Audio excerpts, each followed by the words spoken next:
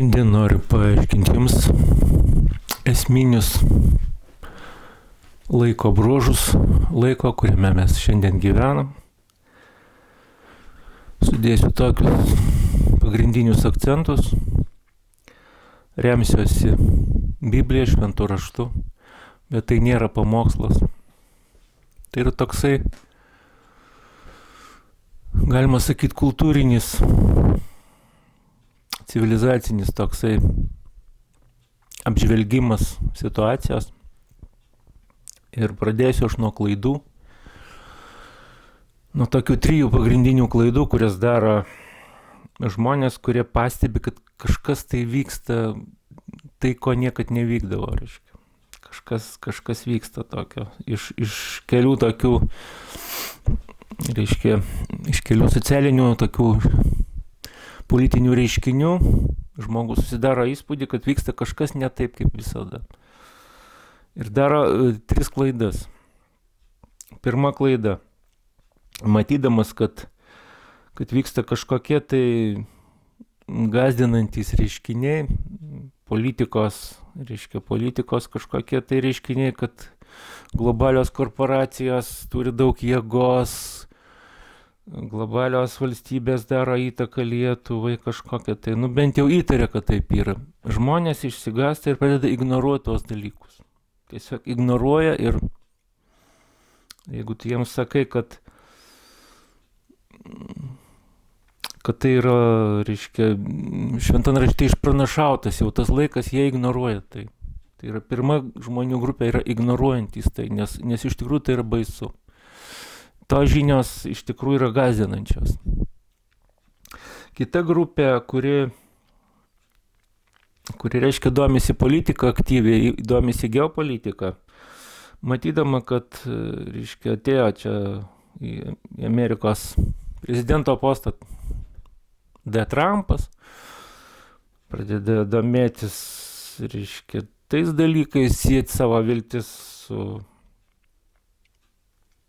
su šito žmogaus pažadais.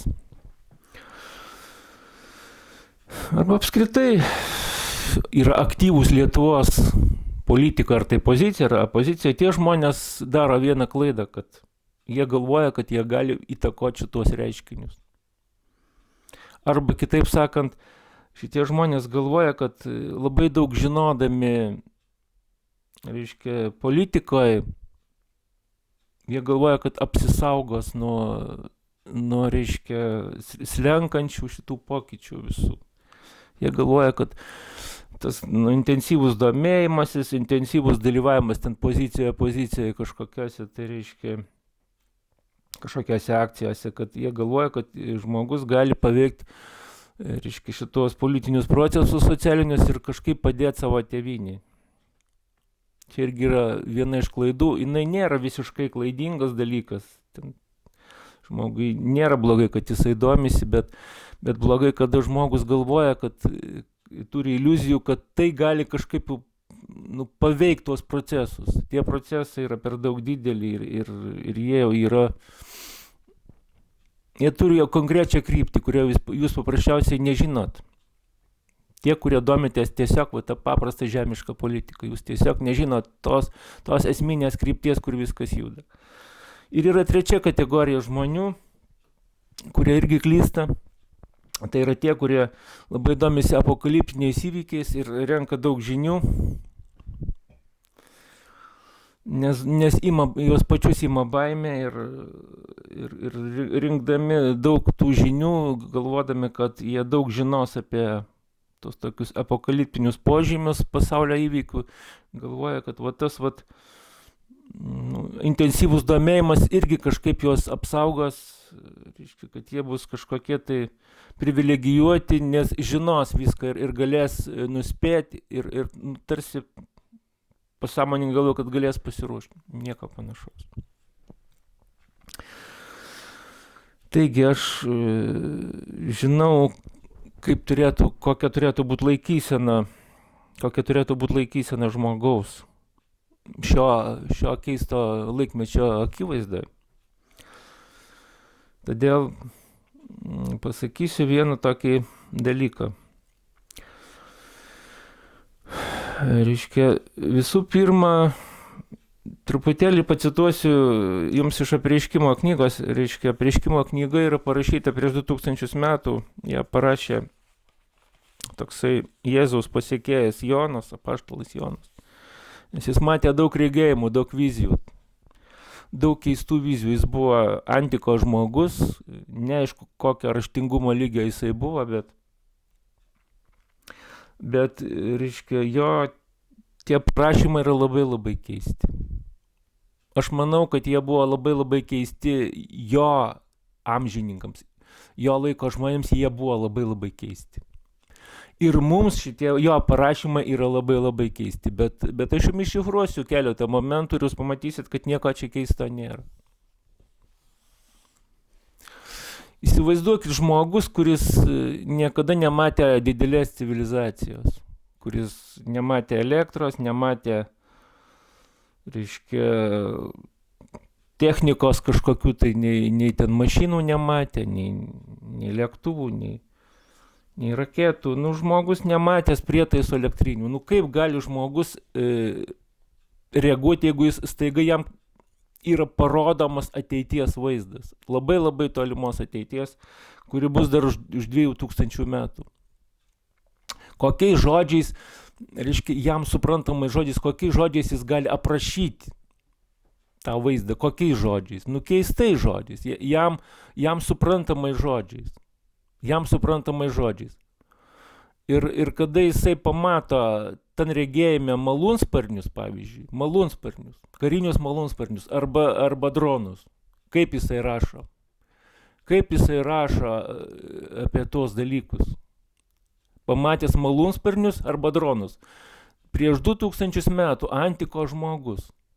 Jam yra parodyta vizija, jis pamato dronus arba malūnsparnius. Kaip jisai, kokiais žodžiais jam suprantamais jis gali apibūdinti tai, ką jisai matė. Ot žiūrėkit, kaip jisai rašo.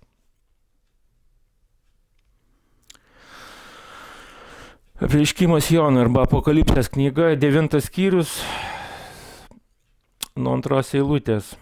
Ir aptemo saulė ir oras nuo šulinio dūmų, o iš dūmų pasipylė žemėn skėriai. Ir jiems buvo duota galia, kaip turi galią žemės skorpionai. Žmogus, jisai sako skėriai. Tuo metu labai pavojinga rūšis gyvūnų buvo skėriai, kurie tam tikrais periodais jie užsiaugindavo sparnus ir kažkaip jie puldavo dideliais pulkais, nurydami viską aplinkui. Visus derlius, nu žodžiu, keldavo baimę. Skėrių pulkai. Tokie panašus į žiogus gyvūnai. Žodžiu, tai va, jisai sako skėriai. Jis mato dronus, jis mato ten regėjimį malūnsparnius, jis sako skėriai. Žiūrėkit, kaip jis toliau rašo. Iš dūmų pasipylė žemėn skėriai ir jiems buvo duota galia. Jiems buvo įsakyta nekenkti žemės žoliai nei jokiam žalumynui, nei jokiam medžiui, o vien tik žmonėms, kurie neturi savo kaktuose Dievo antspaudo. Jiems buvo įsakyta nekenkti žemės žoliai nei jokiam žalumynui. Žmogui keista, nes skėriai nuryja žalumynus, skėriai nuryja, reiškia, viską, ką sutinka augalinio pirmiausia. Reiškia, o čia jisai mato, kad skėriai, bet jiems buvo įsakyta nekenkti jokiam medžiui, o vien tik žmonėms. Ką mes matom? Karinės mašinas, kurios naikina žmonės. Tai yra dronai arba malūnsparniai kariniai. Reiškia, nes jam yra keista, vat jo įspūdis, archainio žmogaus, normalaus dėdo sąmonė, kuris matęs archainį pasaulį, bet staiga jam pasipila, reiškia, vaizdai iš vis nematyti vaizdai su karinė technika. Ir jis sako, kad jiems buvo įsakyta nekenkti augalams, bet sako, o vien tik žmonėms. Jiems buvo įsakyta, jis vartoja žodį, jiems buvo įsakyta. O vien tik žmonėms, kurie neturi savo kaktuose Dievo antspaudo. Kas tas Dievo antspaudas irgi neaišku, čia Ir va dabar perspėju, kad aš nežadinu vaizduotės. Vat ko aš nenoriu, kad susižadintų vaizduotė ir pradėtų žmogus ten įsivaizduoti. Nereikia įsivaizduoti. Vat aš neturiu tikslo vaizduotę pažadinti. Aš jumyse žadinu mąstymą. Loginį mąstymą. Ir toliau skaitykim. Bet jiems buvo leista nežudyti žmonės, o juos kankinti 5 mėnesius, jų kankinimas į skorpioną, kai jis įgelia žmogų. Nu, kas čia toliau? Skėrių išvaizda panaši į žirgų parengtų kautynėms. Skėrių išvaizda panaši į žirgų parengtų kautynėms. Nu, karas. Ant jų galvų tartum vainikai panašus į auksą. Jų veidai tarytum žmonių veidai. Jų veidai tarytum žmonių veidai. Skraidimo aparatai. Malūnsparniai greičiausiai. Jie turėjo plaukus panašius į moterų plaukus, o jų dantys buvo lyg liūtų dantys. Jie turėjo šarvus, tarsi geležinius krūtinšarvius, o jų sparnų garsas buvo kaip bildesys gausybės vežimų. Ir žirgų bėgančių į mūšį. Reiškia, jų sparnų garsas buvo kaip bildesys daugybės vežimų. Nu, motoro garsas, variklio garsas. Jie turi uodegas panašias į skorpionų ir geluonis uodegose. Kulkosvaidžiai. Jie turi galę kenkti žmonėms 5 mėnesius. Nu, žodžiu, iš to archainio supratimo žmogaus jis rašo kitais žodžiais. Jis mato regėjimą. Ir tu supranti, kad knyga labai sena, 2000 metų knygai. Kažką žmogus pamatė ir tu matai, kad jis pamatė ateitį. Iš va šito aprašymų tu matai, kad jis pamatė karinius skraidimo aparatus. Su koviniais kažkokiais, tai reiškia antgalės, su vamzdžiais koviniais, kuriuos jis vadina, reiškia, kaip reiškia, kažkokie tai, reiškia, geluonys.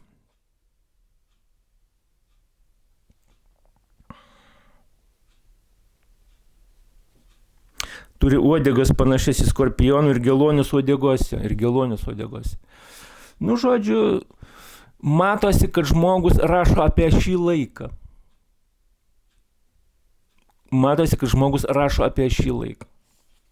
Ir dar viena citata yra, dar vienas, reiškia, tas pacitavimas, kad žmogus matė šį laiką. Matė archainio žmogaus akimis, senovinio žmogaus akimis jis pamatė, reiškia, šiuolaikinį pasaulį. Va. 15 skyrius, reiškia, nuo 1 eilutės. Aš pamačiau danguje dar vieną didį ir nuostabų ženklą. Ir toliau, reiškia, antra eilutė. Aš išvydau tarsi stiklo jūrą, sumaišytą su ugnimi.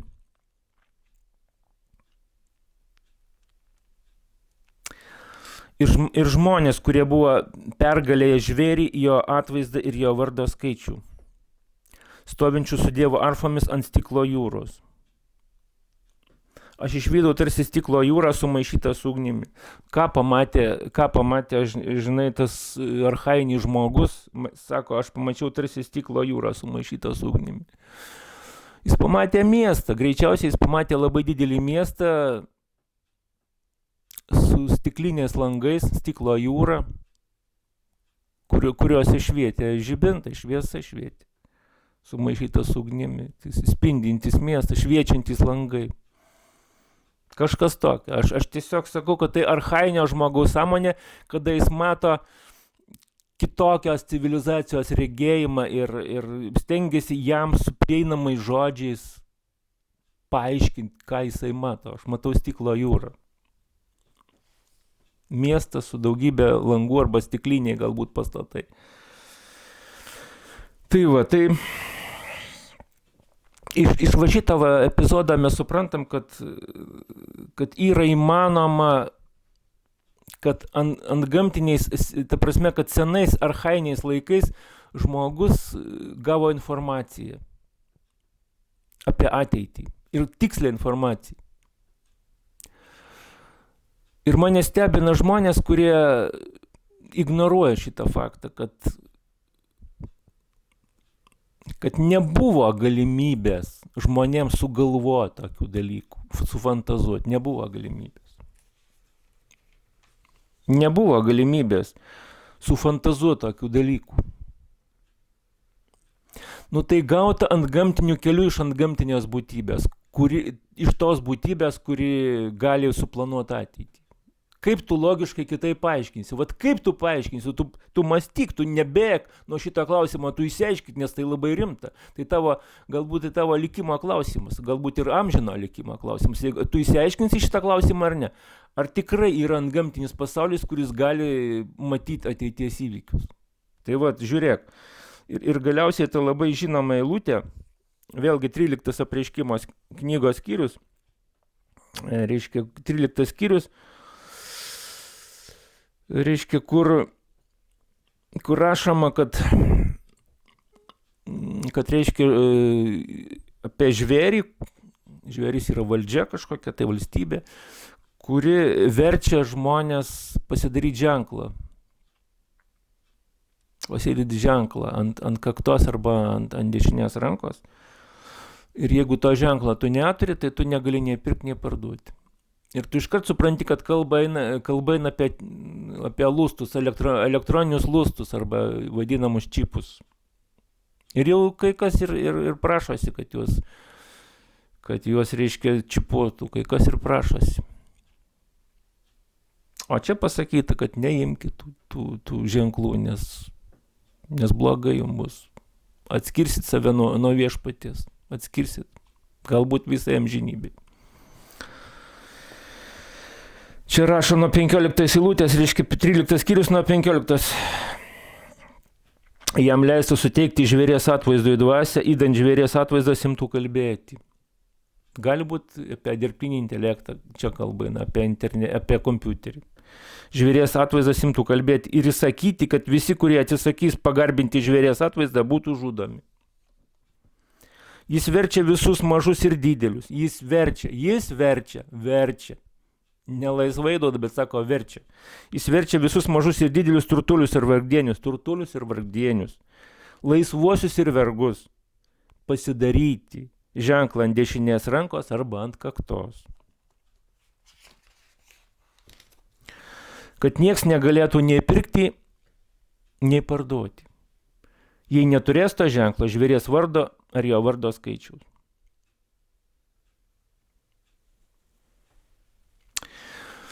Archainė žmogaus sąmonė, kuri nesupranta, ką jisai mato, nes jis apie elektroninius dalykus tikrai nieko negalėjo žinoti prieš 2000 metų. Ten net nekvepėjo jokia elektronika ir jokiais elektros prietaisais, ne jokiais radio bangų valdomais prietaisais, net nekvepėjo. Bet žmogus sako, reiškia, pamatęs viziją, čia vizijas jis mato, jam buvo parodytos vizijos, ateities vizijos, kad kažkoks tai žvėris, reiškia, kas ta žvėris, jam irgi nesupranta, kažką tai jis pamatė, gal sakau, gal kompiuteris. Ir ta žvėris, jisai skelbia, jisai kalba, ta žvėris. Prietaisas kalba. Gali būti Jonui labai, labai keistai, gali atrodyti, kad prietaisas kalba. Jis sako žvėris. Dėžė metalinė kalba, reiškia, rodo ekrane, jam žvėris, kaip jisai pavadins kitaip. Ir jisai sako, tai žvėris liepia, sako, kad jūs visi priimtumėt ženklą ant dešinės rankos arba ant kaktos, reiškia. Nes sako, negalėsi nieko nusipirkti, nei negalėsi nieko parduoti. Jis pats nesupranta, apie ką jisai ten kalba, reiškia, jis tik tai pasakoja. O mes dabar jau suprantam, ką tai reiškia. Mes dabar suprantam, kad jeigu tu neturėsi, reiškia, elektroninio to čipuko, kitaip sakant, jeigu tu neturėsi elektroninės kortelės, banko kortelės, jeigu tu neturėsi banko kortelės, kuri bus sumažinta iki grūdelio ir įkalta po odą, jeigu tu jas neturėsi, negalėsi nieko nusipirkti ir parduoti nieko negalėsi. Kaip paprasta. Žmogus kalbėjo, nesuprato, ką jisai kalbėjo, o mes suprantam, ką jisai kalbėjo. Tai liudija, kad jam buvo duotas antgamtinis regėjimas iš būtybės, kuri galėjo jam duoti tą regėjimą. Ir kas ta būtybė? Galvokit patys. Kas galėjo žmogui parodyti regėjimą prieš 2000 metų apie ateitį? Apie ateitį. Ir suprantat, ir visigi požymiai rodo, kad einama link tų čipų. Didžiausių greičių einama. Reiškia, biometriniai duomenys pradedam po truputį rinkti, reiškia. Kūriamos tos identifikacinės sistemos visos. Parduotuvėse, kad stebi žmogų kameros, jau žmogus priprato, jis jau nebegalvoja apie tai. Kad apie jį renkami duomenys, kad jis pastoviai ir ta kontrolė. Jūs galvojat, kad mažės ta kontrolė? Nu, būkite optimistai, kad mažės ta kontrolė. Juk yra, reiškia, tobulinamos sistemos veido identifikacijos, akies ten rainelės identifikacijos. Ir visigi duomenys, kur tu judi, ką tu darai, ką tu perki, jiegi bus renkami į kažkokius, tai reiškia, į kažkokias duomenų bazės. Yra tas labai didelių galimybių duomenų apdorojimas, reiškia, kuris šiandien jau, reiškia, yra galimas. Didieji duomenys jau yra žinomi žmoniai, didieji duomenys, big data. Ir reiškia, Trumpasgi jau pasakė, kad mes statysim labai didelius informacinių pajėgumų tokius įrenginius. Ir dirbtinis intelektas gali apdoroti tos duomenys labai greitai. Surinktus duomenys apie žmogų, apie tautą. Žodžiu, nugi viskas juda ir gan dideliu greičiu juda į tai, ką aš sakau. Į tai, ką aš sakau. O ką aš sakau? Kad manau, kad yra tai jau pasaulinė vyriausybė, kuri kūrė naująją pasaulio tvarką. Aš manau, kad jinai yra. Aš nesakau 100%, kad taip, bet tas G8, ten buvo G7, bet bus ir G8, Rusija irgi bus priimtai, didžiosios valstybės, didžiųjų valstybių, reiškia, vadovybės. Tai yra panašu į pasaulinės vyriausybės modelį. Aš 100% netvirtinu, bet tai gali būti pasiruošimas. Jeigu tai dar ne ta vyriausybė, tai yra pasiruošimas globalint pasaulį, jungt pasaulį. Mes matom, kaip trinamos yra nacionalinių valstybių ribos, kaip suverenitetas tirpsta akyse, tas suverenitetas tirpsta, nes, reiškia, transnacionalinės korporacijos, jos turi milžiniškus finansus, ten jiem tik juoką ima Lietuvos biudžetas. Transnacionaliniam korporacijom tik juoką ima Lietuvos biudžetas. Tu supranti, kieno tu rankose esi, ar tu supranti? Ar tu įjungiai smegenis pagalvoti, kad nebėra jėgos valstybėse, jau jos nebeturi jėgos, jėga turi, reiškia, transnacionalinės korporacijos, kadangi jų finansai yra milžiniški, bankai, kieno rankose bankai? Nu, bankininkų, ne tautų, privačiose rankose. Ir jūs dar ten, reiškia, į politiką save investuojat, kad jūs dar galit kažką ten įtakoti. Ir nors ir labai jūs mylit savo tėvynę Lietuvą, ir aš myliu, bet, supranti, būk tu blaivaus proto, ir tu supras, kad padėtis yra tokia, kad jau viskas juda didelė upė, didelius rautų vienon kryptin, link pasaulinės vyriausybės. Kas gali pasipriešinti pasaulinė vyriausybė? Arabų pasaulis, jisai nesupranta tos europiečių ir judėjų tos civilizacijos. Arabų pasaulis nesupranta. Tai todėl jiem padaromi yra teroristiniai aktai visokiai ten, reiškia, kažkas apkaltinamas, kažkokios organizacijos kūriamas, kad daryti sąmyšį ten arabų pasaulį ir vis tiek bus konfliktas, tas tarp Izraelio, reiškia, ir tarp arabų šalių. Vis tiek suvienys tą pasaulį, vis tiek jį padarys globalų ir vientisą, vis tiek jį padarys. Ir viskas juda link to labai greitai. Ir supranti, tu čia ką nori daryk, tu čia kiek nori stengtis, veltui tos investicijos, kur tu galvoji, kad tu dar paveiksi procesus ir sustabdysi valstybių nykimą. Nesustabdysi. Nes yra nuspręsta, tie, kas turi pinigus ir kas valdo, reiškia, tuos resursus, energetinius resursus, finansinius resursus, auksą, briliantus, kas valdo narkotikus, tie reiškia, užsako muziką ir čia prieš vėją nepapūsi, paprasčiausiai tai yra, veltui tos pastangos ir veltui iliuzijas, dar kažkokias netikros viltis, kad tu čia apokaliptinius įvykius kažkaip sustabdysi ar įtakosi. Viskas juda link to vienijamo pasaulio, link vieningos valiutos, link vieningos elektroninės valiutos. Tu gali čia pristabdyti mėnesiui, mes metam kokiem pristabdysi. Yra bandomi Rusija, yra bandoma, tai jau cifravoj rublį, kaip sako, tas skaitmeninis rublis yra bandomas. Nugi judina viską ton pusę. Nei tu čia pasislėpsi, kur nei kokioje aborigenų šalyje pasislėpsi. Kabina virš galvos palydovus, kabina visur tuos siųstuvus aukštų dažnių elektromagnetinių bangų, kad tie siųstuvai juos atnaujina, kad jie būtų galingesni, kam jie ruošiasi. Nu aišku, kam. Valdymui ir duomenų persiuntimui, didelių duomenų persiuntimui. Ir tu niekur tu čia nesidėsi, nei tu čia pagalį kokį ratus įkiši, jau niekur nebeįkiši. Tai yra bergždžios pastangos. Ir va tas noras ignoruoti arba noras kažkaip slėptis nuo to, jis yra neteisingas noras. Tai yra neteisingas noras. Tai yra apsigavimas ir bailumas, dvasinis bailumas. Ir pagrindinė klaida, kurią aš noriu jums paaiškinti, tai yra pagrindinis dalykas, kuris trukdo jums suprasti realybę, pagrindinis dalykas, jums kultūriniam žmogui, kultūriniam civilizaciniam žmogui, pagrindinis dalykas yra tai, kad jūs tuos apokaliptinius įvykius fiksuojat grinai materialistiškai. Iš to jums ir kyla baimė.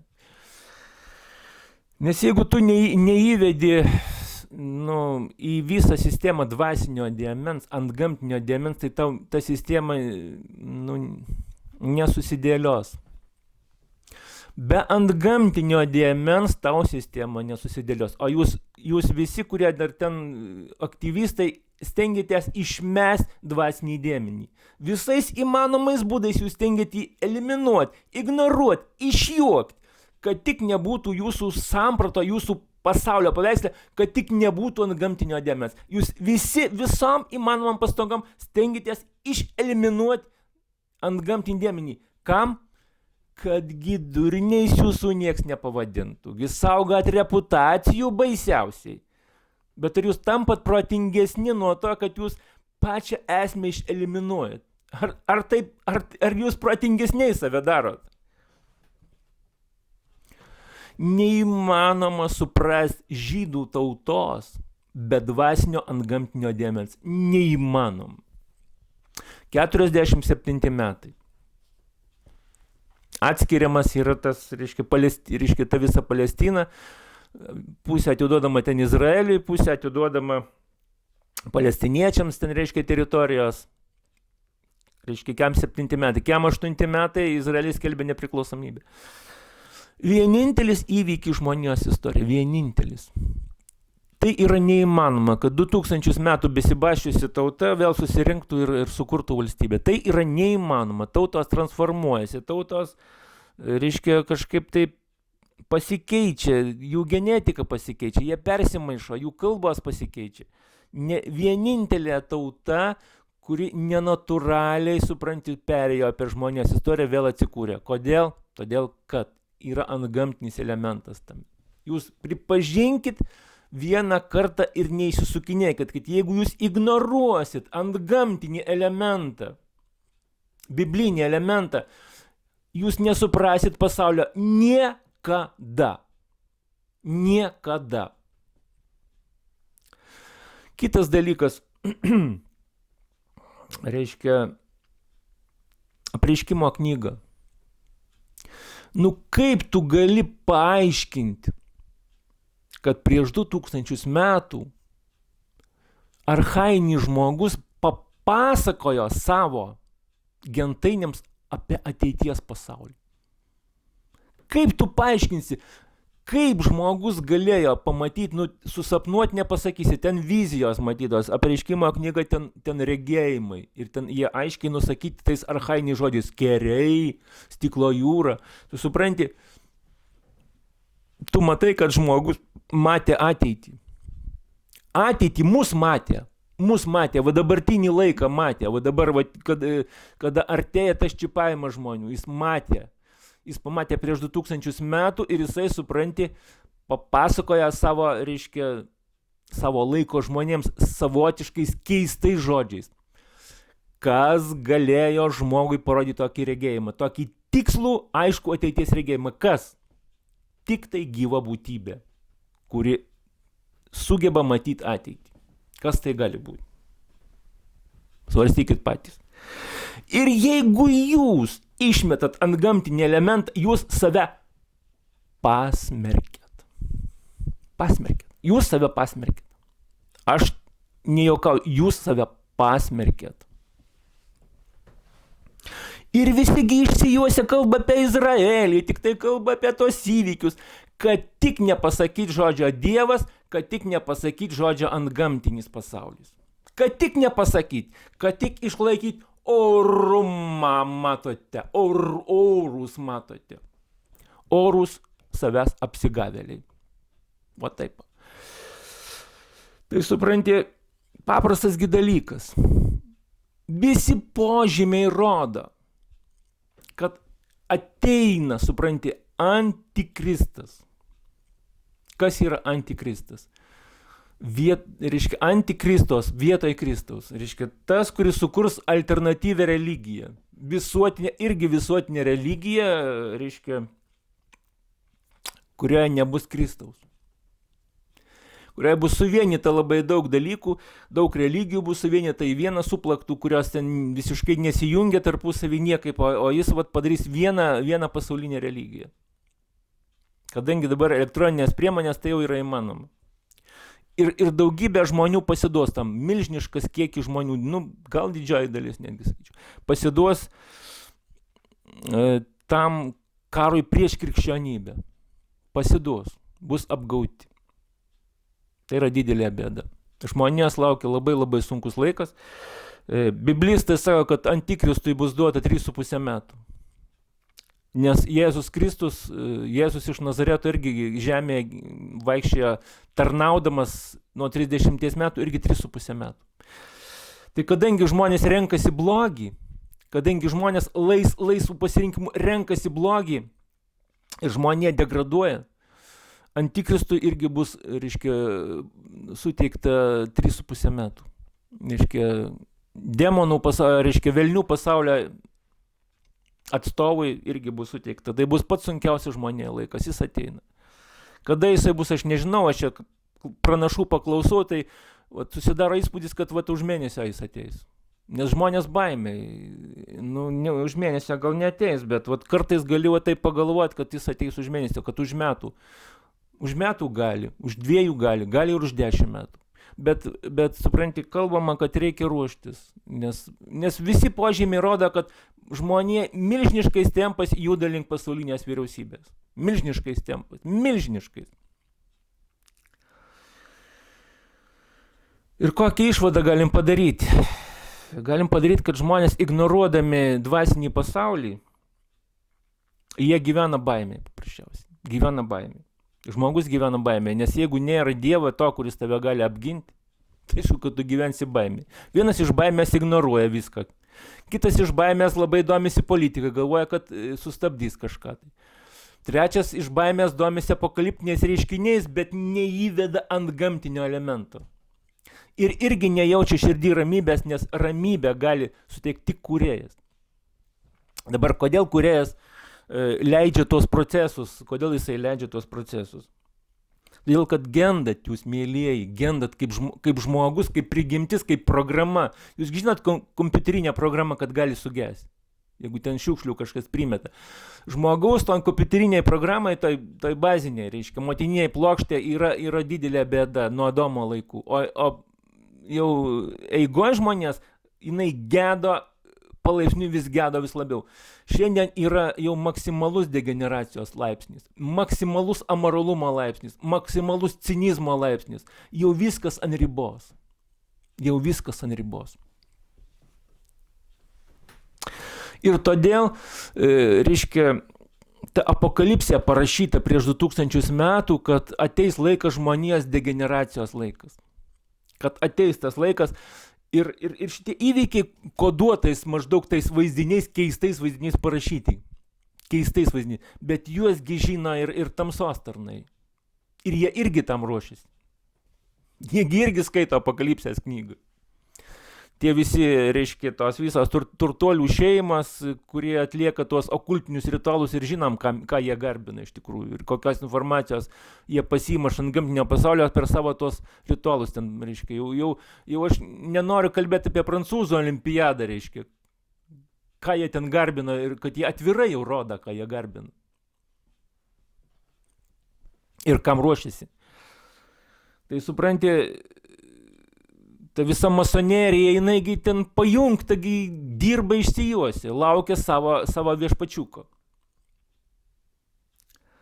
O žydai laukia savo mesijo, reiškia. Jie nepatikėjo, kad viešpats Jėzus Kristus yra mesijas, jie nepatikėjo. Ir jie iki šiol laukia savo Mašiach arba Kristaus. Tai yra tas pats žodis, Mašiach, tai yra tas, reiškia, mesijas, tas gelbėtojas žydų, kurio jie laukia. O Kristus tai yra graikiškas žodis, tas pats žodis, mesijas. Tai yra graikiškas, senovės graikai vadino Kristos arba mesijas, tas pats žodis, arba kitaip sakant pateptasis. Mašiach tai pateptasis, valdovas, karalius, pateptasis. Tai jie žydai iki šiol tebelaukia Jėzaus. Ateinant, bet taip, kaip jie supranta. Jie ne Jėzus laukia, jie laukia savo Mašiach. Jie įsivaizduoja, tai yra jų vaizduoti. Ir ruošiasi. Tai yra būtent to, kuris atsisės pasaulinės vyriausybės sostė. Suvienyto pasaulio sostė. Sukontroliuoto pasaulio sostė. Reiškia, jie laukia to. Ir visi šalina tas kliūtis, kurios trukdo suvienyti tą pasaulį. Visi šalintas, kas tik tai turi resursus ir kas turi tik tai tas pajėgas. Viskas daroma, kad tas pasaulis būtų be sienų ir kad būtų viena vyriausybė. Viskas judinama link to ir tai yra toks baisus rautas, kad jūs nieko negalit padaryti. Jūs veltui gaištat jėgas ir veltui gaištat laiką. Ir veltui gaištat laiką, ignoruodami antgamtinį elementą. Nes ten antgamtiniam elemente ir yra pati esmė. Arba sutvėrėjas, kuris leidžia šitiem procesam ir kuriuos jau leido prieš 2000 metų parašydamas Apokalipsės knygą, įkvėpdamas Apokalipsės knygą, jis leido šitiem, reiškia, laikų pabaigoje, leido, kad būtų šitie įvykiai, nes žinojo, kad žmonė degraduos negrįžtamai, peržengė visas įmanomas ribas. Ir atitaisyti neįmanoma, moralės atitaisyti jau nebeįmanoma. Tai, kas vyksta, cinizmo fiesta, to jau nei sustabdyti, nei atgražinti, nei jokiais tautiniais, ten žinai, nei tautiniam viltim pagerinti neįmanoma, nes žmonija sugedo ir apie tai rašo Apokalipsės knyga. Dievo teismai prasideda, arba karai, badai, drebėjimai žemės, visa tai yra ženklai paskutinių laikų. Visos kataklizmos šitos, visos, reiškia, badymai visi ir visi šitie dalykai yra paskutinių laikų ženklai ir jūs visi puikiai tai žinot, bet jūs slepiatės. Ir ypač slepiatės nuo to antgamtinio elemento, nuo sutvėrėjo fakto jūs slepiatės. Nes jums reikia revoliuciją daryti mąstymą, o jūs nenorit, jums patogu gyventi su visa šita žiniasklaida, jums patogu gyventi. Nu gyvenkit. Ir pagrindinis dalykas yra tas, kad kada tu supranti, kad yra sutvėrėjas, apie kurį rašo, reiškia, šventas raštas ir apie kurį liudija gamta, išmintinga gamta, viskas padaryta dirbtinai. Ir paslėptas tas dirbtinumas, kad jūs galvotumėt, kad tai yra natūralu. Ir kada tu ignoruoji sutvėrėją, tada tu nesupranti, kad yra dar viena dvasinė būtybė, kuri yra, reiškia, Satan, arba ten verčiasi kaip apgavikas, melagis. Ir paprasčiausiai sugedusi būtybė, irgi Dievo sutverta, bet kažkada sugedusi ir tapusi Dievo priešu arba apgavikų, melagių. Ir vat leidžia sutvėrėjas tai būtybei veikti dėl vienos priežasties. kad žmogus, kuris trokšta nuodėmės, kad jis turėtų irgi savo vadovą. Kad nusidėjėlių veiksmus irgi kažkas koordinuotų tarpusavį. Kad nuodėmės veiksmai irgi būtų realiai koordinuomi iš vieno centro ir tas vienas centras yra irgi antgamtinis, kuris vadinasi Satan. Arba kitaip sakant, šviesos angelas, arba tas, kuris dedasi šviesos angelų, kuris dengiasi šventais dalykais, gali prisidengti gražiausiais žodžiais. Yra Satan, nes reikalingas koordinacinis centras ir tiem, kurie gyvena nuodėmė, kurie myli nuodėmę ir kurie nežada jos atsisakyti, dėl šitų žmonių irgi paliktas jų dievukas arba Satan. Ir jo tarnai arba poliangelai. Dvasiniam pasaulyje tos, reiškia, spindulinės būtybės jos egzistuoja. Neregimant pasaulį. Ir jeigu jūs ignoruojate šitą pasaulį, jūs nesuprantat pačios esmės. Nes nusidėlių veiksmams koordinuoti irgi yra centras. Ir pasauliniai vyriausybei suburti ir sutelkti irgi vadovauja va šitas va centras. Tamsos centras Satan, kuris koordinuoja ir koreliuoja visus informacinius rautus, kad jūs vienodai suprastumėt melą ir galvotumėt, kad jeigu visi meluoja, tai čia ir yra, va taip ir yra, reiškia. Nesgi dauguma taip galvoja, va, yra koordinaciniai centrai. Ir kodėl sutvėrėjas tai leido? Gerbdamas laisvę žmogaus, kad jeigu žmogus tai pasirinko, tai sutvėrėjas nesipriešina tam. Liūdi dėl žmogaus pasirinkimo, kad žmogus pamilo nuodėmę, pamilo geismą, pamilo kito žmogaus triuškimą, pamilo kito žmogaus žeminimą, pamilo, kai kurie pamilo nuodėmę. Ir sutvėrėjas su dideliu širdies liūdėsiu leidžia tokiem žmonėm veikti ir paskyrė jiem, va tokiem žmonėm paskutinį žmonijos etapą, 3,5 metų antikristo valdymo, į kurį milžiniškų greičių juda žmonija, ruošiasi su visom stebėjimo kamerom, su visais suprantytais čipais, su visu tuo daiktų internetu, su visais tais išmaniaisiais miestais. Su visa ta biometrija žmonė intensyviai ruošiasi tam laikui, kada bus antikristos vietoj Kristaus. Jinai juda milžiniškų greičių, visi padaliniai žmonijos ruošiasi, nes tu negali įvesti tos pasaulinės valdžios, taigi tam reikia ruoštis. Ir visi pasiruošimo veiksmai vyksta visais frontais vyksta tie pasiruošimo veiksmai ir jie koordinuojami iš antgamtinio pasaulio, iš tamsos antgamtinio pasaulio. Tik reikia tokią remarką padaryti, kad niekas nevyksta, ko neleidžia sutvėrėjas. Vis tiek galutinė valdžia yra sutvėrėjo rankose ir jeigu jisai neleido, tai tamsa nė žingsnio nepadarys. Ten, kur neleido sutvėrėjas. Todėl pagrindas ramybei, širdies ramybei yra Dievo Evangelija ir viešpaties Jėzaus Kristaus išgelbėjimo žinia. Jeigu tu jos neturi savo širdį, tai tu vargšas žmogus. Tu ką nori sakyk, tu kaip nori durnink krikščionis ir ką nori tu jokius argumentus, tu vertas tik tai gailesčio, jeigu tu neturi viešpaties Jėzaus Kristaus savo širdį. Tik gailesčio, daugiau nieko. Ir gailestį aš turiu, dėl to kalbu. Aš neniekinu, šiaip jau neniekinu, neturiu tokios savybės niekinti žmonės. Tai suprantant, kad viskas juda link šito, reiškia, žmogus gali ruoštis ir reiškia, yra tas palyginimas Evangelijoje apie 10 mergaičių, reiškia, 10 mergaičių, kurios ėjo pasitikti jaunikio. Ten rytuose yra kažkoks paprotystas senovinis, kad, reiškia, tos kažkokios pamergės ar kažkas ten eidavo, reiškia, pasitikti jaunikio, reiškia. Ir tas palyginimas Jėzaus apie tos 10 mergaičių, kur 5 protingos, 5 neprotingos, nes tos 5, reiškia, neturi aliejaus, o 5, reiškia, kaupia aliejų, tai reiškia dvasinės žinias. Ir esmė tame, kad bus tamsos laikas, kada reikia žibalo, reiškia, to aliejaus, reikės turėti aliejaus, Kam tas aliejus? Nes kada ateis antikristas, Dievo žodis bus labai retas, tu ten jo nerasi niekur. Išims iš prekybos Biblijas, uždraus krikščioniškas laidas, uždraus krikščioniškus susirinkimus. Per tuos 3,5 metų tai bus labai baisus laikas. Ir krikščioniai bus labai blogai. O apgautieji galvos, kad jiem gerai.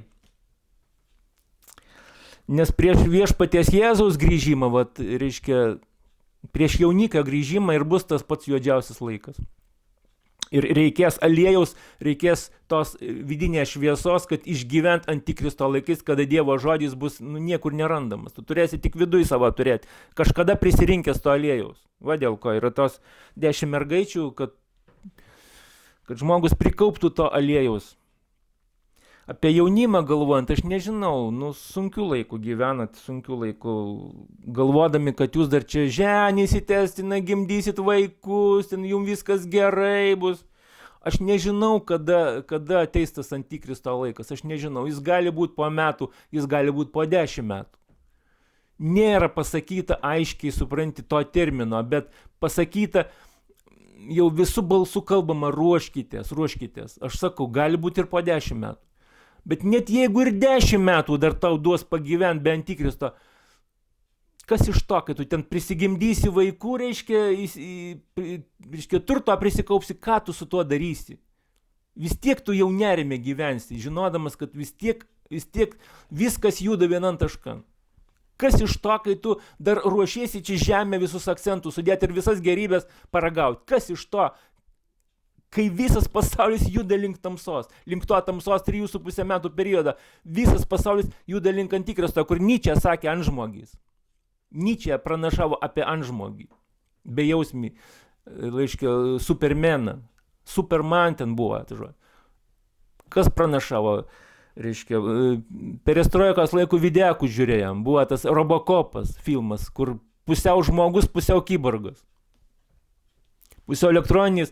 Taigi link to viską ir daro, kad būtų nebe žmonės, bet pusiau žmonės. Ta elektronika nori įkišti žmogui, supranti. Viskas judinama link to kiborgo. Visi požymiai, viskas juda didžiausių greičių, kad tu tik nebūtum žmogus. Kad tu tik nebūtum pagal Dievo atvaizdą ir panašumą. Nes tam koordinaciniam centrui, Satan koordinaciniam centrui nereikia, kad tu būtum žmogus, nes nekenčia žmogiškumą iš esmės. Nes angelas, pavydi žmogui, jo žmogiškumą pavydi. Ir todėl, supranti, viskas, ant tiek aišku, kad jau šviesiausia, bet žmonės slepiasi nuo šviesos. Nes šviesa, supranti, tas nuodėmė žmogaus ten krapšta ir žmogui labai pradeda darytis nepatogu. Tada jisai ignoruoja viską ir neigia viską, nes šviesa skverbia jo nuodėmės. Jo, supranti, ta vidinė konstrukcija, kuri visa priešiška Dievui. Visas mąstymo aparatas sureguliuotas ir užprogramuotas taip, kad priešintis Dievui ant gamtiniai žiniai ir dorybei. Ir kada ta šviesa pradeda šviesti, žmogus gūžiasi, slepiasi, ignoruoja ir taip toliau panašiai. Tai aš, supranti, nekariaunu prieš nieką ir neturiu pykčio, bet paprasčiausiai sakau, kad, supranti, nematau pasiruošimo, matant šituos apokaliptinius įvykius, nematau adekvataus pasiruošimo visiškai. Liuliuoja, kalba tas pačias kalbas, tuščias, supranti. Ir bijo pasakyti antgamtinis pasaulis. Bijo. Išdurninti, apjuokti juokdarių šitų pasamdytų, kad bijotų, ką nors pasakyti ne taip. Ir bijo visi. Ir supranti, ir tada, taupo žodžius, žiūri, tik tai išlenda iš burnos, iškart uždaro burną, jau prasitariau kažką ne taip. Išgąsdinti baimiai gyvenantys. O kodėl jūs gyvenat baimiai? Kodėl jūs bijot? Nes jūs išgąsdinti, nes informacinis laukas jūs specialiai gąsdina, kad jūs neišpažintumėt viešpaties Jėzaus Kristus, kad jums būtų gėda stovėti šalia krikščionės. Sugėdinti ir išgąsdinti. Tuščios bažnyčios. Europa iš vis ten pardavinėja musulmonų pastatus bažnyčių. Sunaikinta krikščionybė. Viskas juda link to. Ten sako popiežius antikristas, baikit jūs nesąmonės kalbėti. Judėjų tautybės bus antikristas, nes Nes tai bus tas, kurio laukia judėjai, Mašiach. Koks jums popiežius yra antikristas. Trumpas sako antikristas. Nu jūs verslininkas, jisgi ne idėjinis žmogus. Nu, ten antikristas idėjinis bus. Ir talentingas labai. Trumpas verslininkas. Trumpas tik tai tą kelią grindžia antikristui, pats nežinodamas, ką jis daro. Supranti, ir su visais maskai šitais. Nu, mūrija kelią, trinkeliam kloja kelią antikristui. Supranti. O jie sako, žinai, čia Trumpas antikristas. Nu jau, ne. Čia tik tai pasiruošimas dar. Pasiruošimas, kiti gali ruošti keletą nežinodami, ką jie daro, paprasčiausiai apgauti būdami. Dėl ko Trumpas ten tą, reiškia, Jeruzalę grąžino kaip Izraelio sostinį? Nes Izraelė turi būti atstatyta šventyklų, į kurią turi ateiti Mašiach. Ar taip įvyks, ar ne taip įvyks, bet tam ruošiamasi. Todėl, kad buvo ne Jeruzalė, reiškia, daug metų ne Jeruzalė buvo Izraelio sostinė. Tel Avivas buvo. Ir dabar perkelia, reiškia, Trumpas sostinė į Jeruzalę. Aišku, ne visi pripažįsta dar šitą perkelimą, bet jau pats faktas, kad Trumpas dirba, supranti, visi dirba tam vienam tikslui. Gal jis nežino, ką daro, bet greičiausiai žino.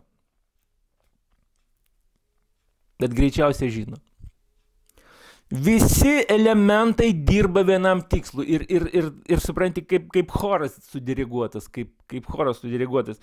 Iš visų galų, skaitmenizacija, supranti. Karai artimuose rytuose, supranti.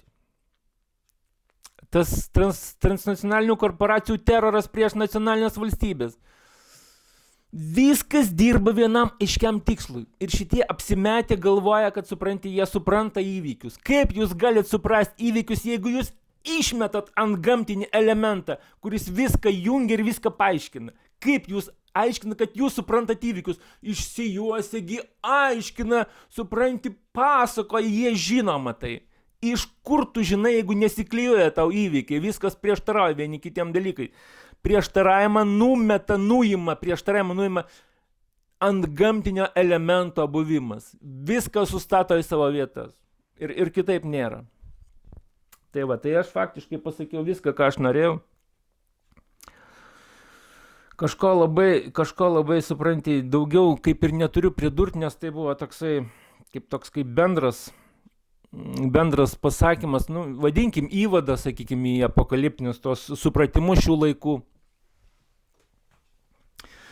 Kadangi aš nesu nei ten ganytojas kažkoks, nei pranašas, nei kažkas, tai aš toksai vat, maždaug žmogus, kuris tokį bendrą kultūrinį foną jum nupiešiu. Aš raginu pats lankyti katalikų bažnyčią. Jūsų pasirinkimas yra, kaip jūs norit. Aš ten pakritikuoju kažką tai, bet aš nesu viešpats Dievas, kad nuspręsčiau, kur ten tiesa, kur netiesa. Aš tiesiog sakau, aš esu katalikas. Katalikų bažnyčia irgi yra daug silpnybių ir daug nežinios tokios. Bet juk jūs lietuviai, jūsgi taip didžiuojatės, kad mes lietuviai ir aš didžiuojuosi, bet jūsgi neskaitot, reiškia, Martyno Mažvydo ten katekizmo. Neskaitotgi, ne vienas neskaitėt. Meluoju, skaitėt kai kurie, bet nežinot, ką ten rašo. O ten žinot, ką rašo? Sako, imkit mane ir skaitykit. Apie ką rašo Mažvydas? Apie šventą raštą. Tarsi šventas raštas, sako, imkit mane ir skaitykit. Ir tai skaitydami permanykit. Nu, kuris iš jūsų šventą raštą žinot? Pirmoji lietuviška knyga. Kuris žinot šventą raštą? Nu, kuris iš jūsų žinot? O ką toliau rašo, jeigu ten biški dar toliau paskaičius, ką rašo Mažvydas? Sako, jeigu jum kunigas nepaaiškina, tai sako, griebkit už skverno ir reikalaukit paaiškinti Biblijos vietas šventą raštą. Reikalaukit kunigą, kad jum paaiškintų tam tikras vietas, kur jūs nesuprantat. Jeigu, sako, jum neaiškina, jūs, sako, jį priverskit. Mažvydo jum testamentas pasakyta, ką reikia daryti. Sako, griebkit savo kunigus už skverno, neleiskit jiems išeiti, kol jie jums nepaaiškins, ką reiškia tam tikri dvasiniai dalykai. Argi jūs griebėt? kunigą už skverną, kai jis jums nieko nepaaiškina. Apie šitą laiką, apie šitą epochą, ar jį grėbėt? Ar jūs laikote savo to patriarcho Mažvydo įsakymą? Nu nesilaikotgi visiškai. Negerbėt šventą raštą absoliučiai.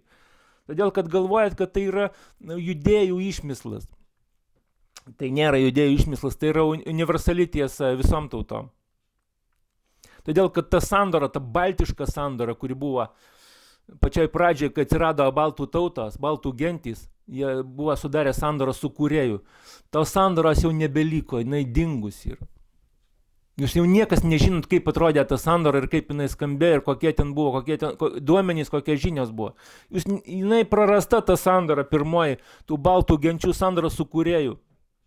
Jūs savo kilmės jau nebeatseksit. Jumyse tik liko kalba ir kažkoks charakteris tas baltiškas. Ir jūs žinot, kad kažkokia pradžia buvo. O jinai buvo ir jinai prarasta.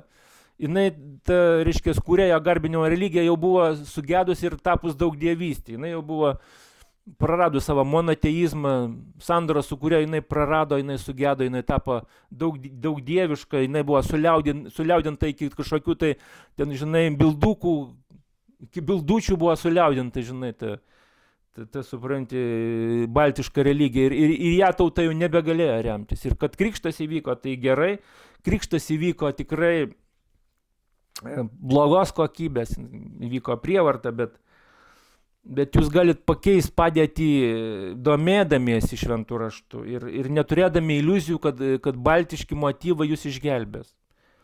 Baltiška sandora prarasta, jūs jau nebežinot, ką kalbėjo Dievas jūsų protėms, jau nebežinot, tų tiesų, nei tų nuostatų jau nebeturit. Taip, kad kaip jūs galit dėti viltis į baltišką tikėjimą, kai jo jau nebėra, jis išsisklaidęs ir lygia tik šešėliai. Taip, kad tik Kristaus sandora, tik viešpaties Kristaus Jėzaus sandora, kaip jis paliepė laužydamas duoną ir gerdamas vyną paskutinės vakarienės metu, jis jums naują sandorą paskelbė visom tautom, visiems, kas jį patikės.